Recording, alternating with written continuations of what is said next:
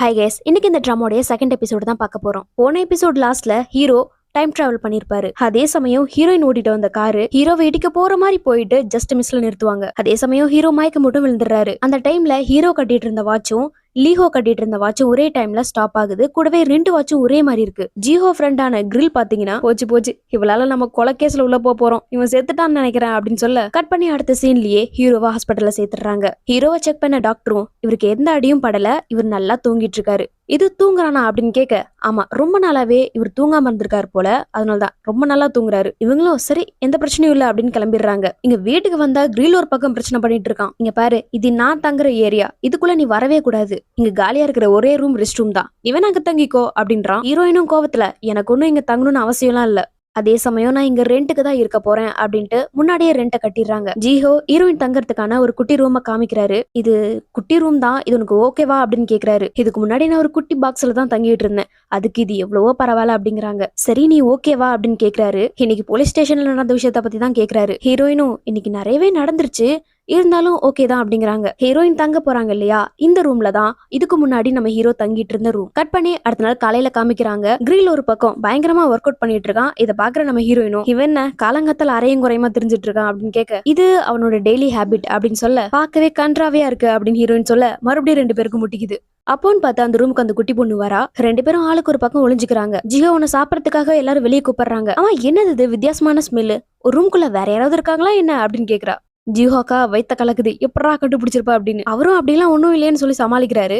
ஏதோ சொல்ற நம்புற மாதிரி நானும் கிளம்புறேன்னு சொல்லிட்டு கிளம்பிடுறா. ஜிஹோ சொல்றான், நேத்து ஒருத்தனை நம்ம ஹாஸ்பிட்டல்ல சேர்த்தணும் இல்லையா, அவனை போய் பாத்துட்டு வந்துடலாம் அப்படின்னு சொல்ல இந்த கிரில் வேற பயமுறுத்துறான். ஒருவேளை அவன் நேத்தே செத்துருந்தா. எல்லாரும் பீதி ஆகுறாங்க. இங்க நினைச்ச மாதிரியா அங்க ஹீரோ கஷ்டப்பட்டுட்டு இருக்காரு. கண்ணை முழிச்சு பார்த்தா அது அவருடைய கனவு. பக்கத்துல வேற ஒரு பேஷண்ட்டுக்கு சிபிஆர் பண்ணிட்டு இருந்திருக்காங்க போல. அங்க ரெண்டு நர்ஸ் பேசுறத ஹீரோ கேக்குறாரு. நம்ம ஹாஸ்பிட்டலுக்கு இந்த சிங்கர் வருவாருன்னு நான் எதிர்பார்க்கவே இல்ல, எப்படியாவது போறதுக்குள்ள ஒரு ஆட்டோகிராஃப வாங்கிடணும், கூடவே பிரஸ் அது இதுன்ட்டு எல்லாம் வந்திருக்காங்க அப்படின்னு சொல்ல இங்க ஹீரோ போச்சுடா பிரஸ் வந்துருச்சா, யார் கண்ணிலையும் படாம எப்படியாவது போயிடணும் அப்படின்னு. என்னமோ அந்த பொண்ணுங்க இவரை பத்தி பேசிட்டு இருக்குன்னு நினைச்சிட்டு அங்கிருந்து கிளம்புறாரு. ஆக்சுவலா அவங்க யார பத்தி பேசிட்டு இருந்தாங்கன்னா அதே ஹாஸ்பிட்டல்ல ரெகுலர் செக்அப்காக வந்திருக்கிற எம்ஜேவை பார்த்துதான். இது தெரியாம நம்ம ஹீரோ மூஞ்சில கட்டெல்லாம் போட்டு யாருக்குமே தெரியாத மாதிரி போகணும்னு சொல்லிட்டு குரங்கு மாதிரி அங்கேயும் இங்கேயும் தாவி புரண்டு போயிட்டு இருக்காரு. யாராம பைத்தியக்காரன் அப்படிங்கிற மாதிரி தான் எல்லாரும் பாக்குறாங்க. இதுல முகத்தை வேற மறைச்சிட்டு நிக்கிறாரா. தம்பி கொஞ்சம் கை எடுக்கிறீங்களா அப்படிங்கிறாரு. இந்த ஃபேன்ஸ் தொல்லை தாங்க முடியலையே அப்படின்னு சொல்லிட்டு சரி கை எடுக்கிறேன்ட்டு முகத்துல இருக்கிற கை எடுக்கிறாரு. அவரும் தம்பி டோர்ல இருந்து கை எடுப்பா அப்படிங்கிறாரு. இவருக்கா ஒரே ஷாக் ஆயிடுது.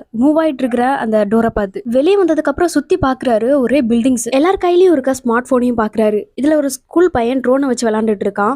இதை பாக்குற ஹீரோ பயந்துடுறாரு. அப்போன்னு பார்த்து ஒருத்தன் நம்ம ஹீரோ பக்கத்துல வந்துட்டு 20 வருஷத்துல எல்லாம் மாறிடுச்சு இல்ல, அப்புறம் திரும்ப எப்படி சேஃபா போலாங்கிறத மட்டும் யோசி அப்படிங்கிற மாதிரி பேசுறாரு. எது 20 வருஷமா, அம்மா நீங்க யாருங்க அப்படின்னு கேட்க அவரும் இதை கேட்டு திரும்புறாரு. பார்த்தா அவர் இவ்வளவு நேரமா போன்ல தான் பேசிட்டு இருந்திருக்காரு. ஹீரோக்கு இதெல்லாம் பார்க்க ரொம்ப வித்தியாசமா இருக்கு. அப்பதான் பில்டிங்ல பிளே ஆயிட்டு இருக்கிற ஒரு வீடியோவை பாக்குறாரு. கரண்ட்ல ஃபேமஸா இருக்கிற கேபாப் சிங்கர்ஸையும் கூடவே 2017 அப்படின்னு மென்ஷன் ஆயிருக்கிற அந்த இயரையும் பாக்குறாரு. இதை பாக்குற ஹீரோக்கு தூக்கி வாரி போடுது. எங்கடா வந்திருக்கிறோம் நாம அப்படின்னு புலம்புறாரு. நம்ம ஹீரோயின் ஜிஹோவுடைய வீட்டுல தங்கறதுனால அவங்க ஃப்ரெண்ட் ரூம்ல இருக்கிற அவங்களுடைய திங்ஸ் எல்லாம் பேக் பண்ணிட்டு இருக்காங்க. ஜிஹோவும் சேர்ந்து ஹெல்ப் பண்ணிட்டு இருக்கான். அப்ப ஹீரோயின் அவங்களோட வெஞ்சன்ஸ் எப்படி காட்டுறாங்கன்னு பாருங்களேன். இந்த வீட்டுல இருக்கிற பொருள் எல்லாமே நாங்க ரெண்டு பேரும் சரிபாதியா போட்டு வாங்கினதுதான், சோ இதுல எனக்கும் பங்கு இருக்குன்னு சொல்லிட்டு ஒவ்வொரு விஷயத்தா பாதியா பிக்கிறாங்க. டெடி பேரை பிச்சு அதோட தலையை எடுத்துக்கிறாங்க. லேப்டாப்பையும் உடைச்சு அதோட பாதி எடுத்துக்கிறாங்க. இன்னொரு பக்கம் ஹீரோ ரெஸ்ட் ரூம்குள்ள வந்து நின்னுட்டு புலம்பிட்டு இருக்காரு. பாவம் அவருக்கு டேப் எப்படி ஓபன் பண்றதுனே தெரியல. அப்படி இப்படின்னு பிடிச்சி எதையோ எழுதிட்டு இருக்காரு. சடனா ஒரு ஆள் வந்து அதை எப்படி பண்ணணும்னு பண்ணி காமிச்சிட்டு போக, ஓ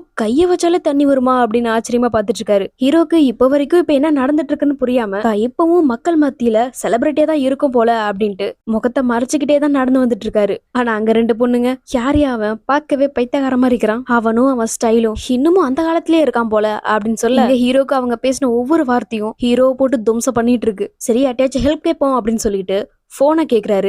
அவரோட காலகட்டத்துல ஒரு கார்ட்டூனை பார்த்திருப்பாரு. இன்னும் 20 வருஷம் கழிச்சு டெக்னாலஜி நம்ம நினைச்சு கூட பார்க்க முடியாத அளவுக்கு ஹைல இருக்கும். அப்போ போன்லாம் நம்ம கை மூலமாவே பேசலாம் அப்படிங்கிற மாதிரி சொல்லியிருப்பாங்க. அதை உண்மை நினைச்சிட்டு ஒருத்தங்கிட்ட உங்க போனை கொடுக்க முடியுமான்னு கேக்குறான். அவரும் அவரு போனை கொடுக்குறாரு. அட நான் இதை கேட்கலப்பா அப்படின்னு அவரோட கைய கேக்குறாரு. அதை வாங்கி காதுல வேற வைக்கிறாரா.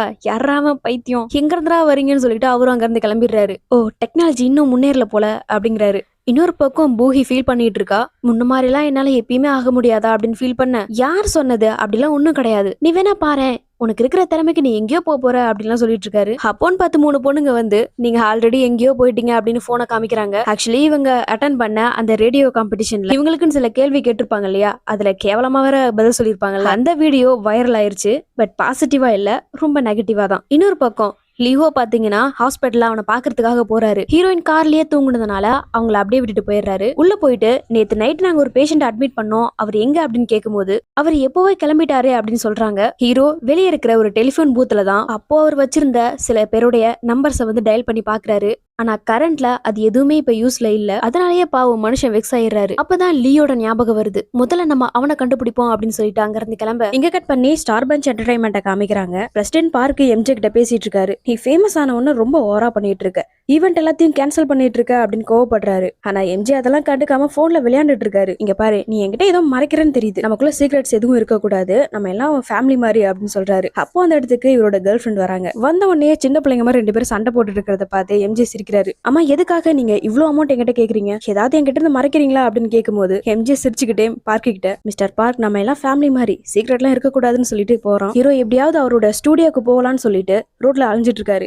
ஹாஸ்பிட்டலுக்கு வெளியே நிக்கிற ஜீஹோடைய காரை பாக்குறாரு. இந்த காரை நான் ஆல்ரெடி பார்த்த மாதிரியே இருக்கே அப்படின்னு சுத்தி சுத்தி பாக்குறாரு. இல்ல இருக்காதுன்னு போறாரு. மறுபடியும் திரும்பி வந்து பாக்குறாரு, ஸ்கிராட்ச் ஆயிருக்கு. இந்த ஸ்கிராட்ச் நான் தானே பண்ணேன் அப்படின்னு சொல்லிட்டு உள்ள போயிட்டு அவர்கிட்ட இருக்கிற கார் சாவியை எடுத்து போடுறாரு. செட் ஆயிடுது. அப்படின்னா இது ஏன் கார் தான் அப்படின்னு சொல்லிட்டு கார் எடுத்துட்டு கிளம்பிடுறாரு. பின்னாடி தூங்கிட்டு இருக்கிற நம்ம ஹீரோயினை பார்க்காமலே. அதே சமயம் ஹாஸ்பிட்டல்ல இருந்து வெளியே வர இவங்க 2 பேரும் காரை காணோன்ட்டு முழிக்கிறாங்க. கிரில் சொல்றான், கண்டிப்பா அவ தான் தூக்கிட்டு போயிருக்கணும், எத்தனை தடவை சொன்னா அவளை நம்ம கூட தங்க வைக்காதுன்னு. ஹே சாய், நீ மட்டும் என் கையில கிடைச்சா செத்தடிமா அவளை அப்படின்னு சொல்லிட்டு கத்திட்டு இருக்கான். ஆனா எடுத்துட்டு போனது என்னமோ நம்ம ஹீரோ தான், அது அவங்களுக்கு தெரியல. இங்க நம்ம ஹீரோ வழி தெரியாம முழிச்சிட்டு இருக்காரு. ஸ்டுடியோக்கு எந்த பக்கம் போறதுன்னு தெரியலையே அப்படின்னு. கொஞ்சம் தூரம் போனதுக்கு அப்புறம் நம்ம ஹீரோயின் எந்திரிச்சு பாக்குறாங்க. அம்மா நான் எங்க இருக்கேன் அப்படின்னு கேக்குறாங்க. ஹீரோவும் திரும்பி பாக்குறாரு. யாரா அவ நம்ம கார்ல அப்படின்னு முழிக்கிறாரு. 2 பேரும் பயங்கரமா கத்த ஆரம்பிக்கிறாங்க. திட்டு பையில காரை நிறுத்துறா அப்படின்னு சொல்லிட்டு கையில கிடைக்கிற எல்லாத்தையும் போட்டு அடிக்கிறாங்க. பாத்ரூம் பிரஷ் எல்லாம் எடுத்து வாயிலே குத்துறாங்க. சடனா சிக்னல் வேற போட்டுறாங்களா, டக்குன்னு பிரேக் அடிக்க இப்படி ஒரு சம்பவம் ஆயிருது. அதுக்கப்புறம் ஹீரோ மூஞ்சிலே ஒண்ணு போடுறாங்க. காரை ஓரமா நிறுத்திட்டு ஹீரோ கேட்காரு, என் கார்ல நீ என்ன பண்ணிட்டு இருக்க அப்படின்னு. அததான் நான் கேக்குறேன், எங்க கார்ல நீ என்ன பண்ணிட்டு இருக்க? ஆமா அந்த 2 பேர் எங்க அப்படின்னு கேட்க, யார் 2 பேர்னு கேக்குறாரு. இந்த காரோட ஓனருங்கிற. ஓய் இது என்னோட காரு அப்படிங்கிறாரு. ஒரு நிமிஷம், இதுக்கு முன்னாடி உன்னை எங்க பார்த்த மாதிரி இருக்கே அப்படின்னு யோசிக்கிறாங்க. நேத்து நைட் நடந்த ஆக்சிடென்ட் பத்தி யோசிக்கிறாங்க. ஒரு நிமிஷம், நேத்து காருக்கு முன்னாடி விழுந்தது நீ தானே அப்படிங்கிறா. அடி பாவி, நீதான் என்ன கொல்ல பாத்தி அப்படிங்கிறாரு. ஹீரோயின் கால்குலேட் பண்றாங்க. நேத்து என் கார் முன்னாடி விழுந்த, இப்போ இதே கார்ல உட்காந்துருக்க, அப்பனா இது உன் பிளான் தானே, திருடன் தானே நீ அப்படின்னு சொல்ல, வாய மூடுறியா அப்படிலாம் ஒண்ணும் இல்ல, இது என்னோட காரு. ஹீரோயின் சரி அப்புறம் பேசிக்கலாம், முதல்ல கார் எடுன்னு சொல்ல, என்ன பண்றது இது பிரேக் டவுன் ஆயிருச்சு அப்படிங்கிறாரு. 2 பேரும் மாறி மாறி கத்திக்கிட்டே இருக்காங்க. ஹீரோயின் கேள்வியா கேட்க ஹீரோக்கு ஒண்ணுமே புரியல. நானே புரியாம இருக்கிறேன், ஏன்டி என்ன சாவடிக்கிற அப்படின்னு சொல்லி கத்துறாரு. இன்னொரு பக்கம் கிரில் யாருமே இல்லாத லைவ்ல யாராவது இந்த திருடிய பார்த்தா ஏதாவது ஒரு கரண்ட் கம்பத்துல கட்டி வச்சு எனக்கு கால் பண்ணுங்க, எங்க கிட்டன்னு இருந்த ஒரே ஒரு காரை சுட்டுட்டு போயிட்டா அப்படின்னு சொல்லி பேசிட்டு இருக்க. கொஞ்ச நேரம் சும்மாதான் இரேண்டா அப்படின்னு ஜிஹோவும் போனை வாங்கிக்கிறாரு. அப்போ அந்த இடத்துக்கு ஒரு பொண்ணு வரா. அவளும் ட்ரைனி தான். இவளோட பேரு ஹைரி. இவளோட டான்ஸை பார்த்த உடனே எல்லாரும் வாய பொளக்குறாங்க. கூடவே கிரில் சொல்லிட்டு இருக்கான், இவ உடம்ப ஃபிட்டா வச்சுக்கணுங்கிறதுக்காகவே இவ வெயிட்ட கண்ட்ரோல் பண்றதுக்காக கம்மியா தான் சாப்பிடுவாளாம், சாப்பிட்டாலும் உடனே எக்ஸசைஸ் பண்ணிடுவாளாம் அப்படிலாம் பேசிட்டு இருக்காங்க. கார் பிரேக் டவுன் ஆனதுனால ரோட்லயே காரை போட்டு உட்காந்துருக்காங்க. சரி நீ என்ன பண்ணிட்டு இருக்க அப்படின்னு ஹீரோ பார்த்தா எப்படி தெரியுது, படிச்சிட்டு இருக்கிற இந்த நேரத்துல யாராவது படிப்பாங்களா அப்படின்னு கத்துறாரு. ஹீரோயின் கேக்குறாங்க, ஆமா என்ன மாதிரி ட்ரெஸ் போட்டுருக்கிற நீ அப்படின்னு கேட்க, ஹீரோவும் கான்பிடண்டா ட்ரெஸ் பத்தி சொல்லிட்டு இருக்காரு. இந்த ட்ரெஸ் எல்லாம் அவ்வளவு சீக்கிரம் யாராலையும் வாங்க முடியாது. ஹீரோயின் சிரிக்கிறாங்க, இதை நீ எங்க வாங்கியிருப்பேன்னு எனக்கு தெரியுது, ரோட்டோர கரையில பேரம் பேசி 100 யுவானுக்கு வாங்கியிருக்க தானே அப்படின்னு கேட்க, ஹீரோ ட்ரிகர் ஆகி கத்துறாரு. என்ன வார்த்தை சொன்ன, இது பிராண்டட் ஷர்ட் அப்படின்னு காமிக்கிறாரு. நல்லாவே தெரியுது உனக்கு ஸ்டைல பத்தி ஒண்ணுமே தெரியலன்ட்டு ஹீரோயின் கலாய்க்கிறாங்க. வார்த்தை அளந்து பேசு, அம்மா உன் வயசு என்ன? பதிலுக்கு ஹீரோயினும் நீ எப்ப பிறந்தன்னு சொல்லு அப்படின்னு கேட்க, நானா 1972 அப்படின்னு சொல்ல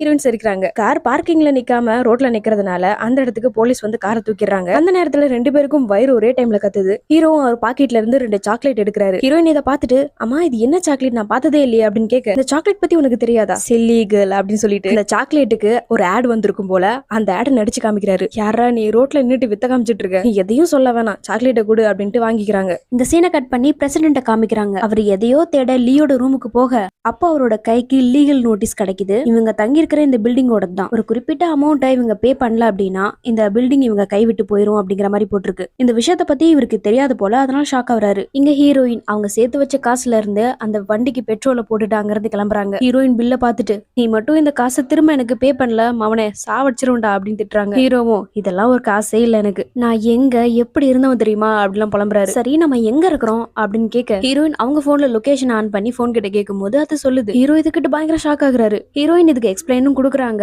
கூகுள் மேப்பையும் ஆன் பண்ணி வச்சிருக்காங்க. ஆஹா கலக்கலா இருக்கே அப்படின்னு அதே தான் பாத்துட்டு வராரு. ஹீரோயின் ஒரு இடத்துல நான் ரெஸ்ட் ரூம் போகணும்னு சொல்லிட்டு நிறுத்துறாங்க. அந்த நேரத்துல சீட் பெல்ட் வேற கழட்ட முடியல. நம்ம ஹீரோ தான் ஹெல்ப் பண்ண போறாரு. டக்குன்னு சீட்டு கீழ இறங்க மறுபடியும் ஒரு சம்பவம் நடந்துருது. ஹீரோயின் தள்ளி விட்டுட்டு மாவனை இன்னொரு தடவை என் பக்கத்துல வந்தா சாவடிச்சிருவா அப்படின்னு திட்டிட்டு போறாங்க.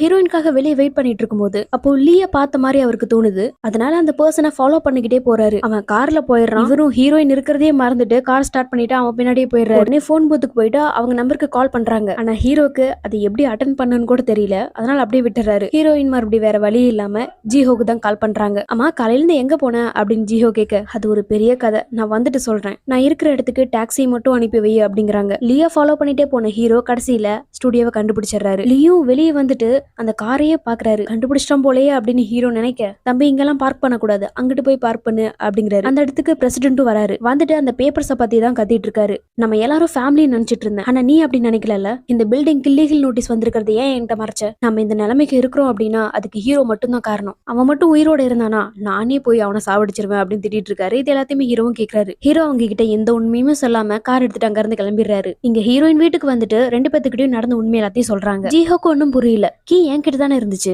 எப்படி கார் ஸ்டார்ட் பண்ணிருக்க முடியும் அப்படின்னு யோசிக்கிறான். உடனே கிரில்லும் இன்னுமாடா புரியல, இவ நம்ம கிட்ட புளிவிட்டு இருக்கா, இவ தான் கார் எடுத்துட்டு போய் என்னமோ பண்ணிருக்கா, இவன் ஒருத்தன் அப்படின்னு ஹீரோயின் ஒரு பங்கு கத்திட்டு இருக்காங்க. என் போன் போச்சு, நான் பே பண்ண காசு போச்சு அப்படின்னு. அவன் மட்டும் என் கையில கிடைச்சான் நார் நாரா பிச்சு நாய் கிட்ட போட்டுருவேன் அப்படின்னு கத்துறாங்க. இன்னொரு பக்கம் நம்ம ஹீரோ உட்காந்து யோசிச்சுட்டு இருக்காரு, இவங்க எல்லாரும் ஒன்னாதான் இருக்காங்களா அப்படின்னு. அப்படியே ஒரு பிளாஷ்பேக்கையும் யோசிச்சு பாக்குறாரு. ஆக்சுவலா ஹீரோ காணாம போறதுக்கு முன்னாடி நாள் என்ன இருக்குன்னா, இவர் இருந்த ஏஜென்சிக்கு தெரியாம வேற ஒரு ஏஜென்சி கிட்ட அவருடைய ஆல்பம்ஸை வித்திருக்காரு. கூடவே அவங்களுக்காக ஒர்க் பண்றேன் அப்படின்னு வேற சொல்லியிருக்காரு போல. அதுக்காக பல்கா ஒரு அமௌண்ட்டையும் கொடுத்திருக்காங்க. அப்ப கூட அவர் கேட்பாரு, உங்க பிரசிடென்ட் எங்க, அவர் வரலையா அப்படின்னு. அதுக்கு ஹீரோவும் அவர் ரொம்ப பிஸியா இருப்பாருன்னு சொல்லி மலிப்பிருப்பாரு. அந்த பணத்தை எல்லாம் அவருடைய கார் டிக்கில வச்ச மாதிரி அவருக்கு ஞாபகம் இருக்கு. சோ உடனே கீழே இறங்கி டிக்கி ஓபன் பண்ணி பார்த்தா நம்ம ஹீரோயின் கொண்டு வந்த பொருள் தான் இருக்கு. ஹீரோக்கு பசிக்க ஆரம்பிக்குது. ஹீரோயின் கொண்டு வந்த பொருள்ல குக் பண்ண என்னெல்லாம் இருக்கோ அதெல்லாம் எடுத்துக்கிறாரு. அந்த ஸ்டவ் எப்படி பத்த வைக்கணும்னு கூட தெரியாம காஃபி கேன சிலிண்டர் கேனு நினைச்சு அதோட கனெக்ட் பண்ணிட்டு இருக்காரு. எப்படி பண்ணாலும் பத்தவே மாட்டேங்குதுன்னு சொல்லிட்டு பச்சையா சாப்பிட்டுட்டு இருக்காரு. ஹீரோயின் போன் இருக்கா, அதை எடுத்து அது கூட பேசிட்டு இருக்காரு. டைம் டிராவல்லாம் பாசிபிளா அப்படின்னு கேட்க, எனக்கு அதை பத்தி சரியா தெரியல அப்படின்னு சொல்லுது. அவரோட பேரை சர்ச் பண்ணி பாக்குறாரு. அவர் மிஸ் ஆனதும் அவர் கிடைக்கல அப்படிங்கறதுனால இறந்ததாவும் அறிவிச்சிருக்காங்க. இந்த விஷயம் ஹீரோக்கு தெரிய வருது. நான் எப்படி மிஸ் ஆயிருப்பேன் அப்படின்னு ஹீரோ முழிக்கிறாரு. இங்க நம்ம ஹீரோயின் அந்த காரை எடுத்துட்டு போனது நம்ம எல்லாரும் சேர்ந்து ஹாஸ்பிட்டல்ல சேர்த்தணும் இல்லையா, அந்த பர்சன் தான் அப்படிங்கிறாங்க. கிரில்லும் ஒரு அப்பாவி மேல பழிய போடாத, எனக்கு தெரியும் நீதான் எடுத்திருப்பேன், உண்மையை சொல்லு, எந்த காயலாங்கடையில வித்த. ஹீரோயின் கோவத்துல அவனை கண்டுபிடிக்காம விட மாட்டேன் அப்படின்ட்டு போக ஜிஹோவும் தடுக்கிறான். ஒரு நிமிஷம் அமைதியா இருந்து யோசிச்சு பாப்போம் அப்படின்னு சொல்ல, அப்போன்னு பார்த்து கதவை ஓபன் பண்ணிட்டு நம்ம ஹீரோ நிக்கிறாரு. டே திருட்டு பையில வந்துட்டியா அப்படின்னு ஹீரோயின் கோவமா போக கால் தடுக்கி திரும்பவும் ஒரு சம்பவம் ஆயிடுது. இப்படியே இந்த 2வது எபிசோட முடியுது. அடுத்து என்னெல்லாம் நடக்க போகுது அப்படிங்கறத நம்ம அடுத்த எபிசோட்ல பார்க்கலாம். நெக்ஸ்ட் வீடியோல நான் உங்களை மீட் பண்றேன். தேங்க்ஸ் ஃபார் வாட்சிங்.